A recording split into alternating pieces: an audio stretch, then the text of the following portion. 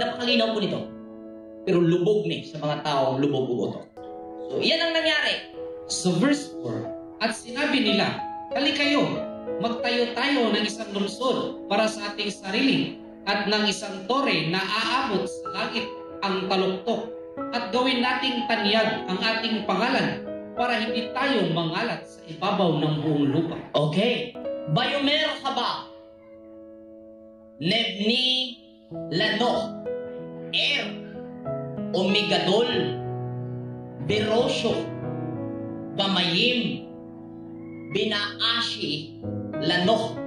Shem. Fin. Nafos alpini. Ol haaretz. Ang ulo ko no, rosyo, itas nun, sangkop sa langit or labaw pas langit. Okay, ito yung Tagalog. At kanilang sinabi, magtayo tayo ng isang lungsod, city, at isang muog na ang tuktok, tower po ito, tower.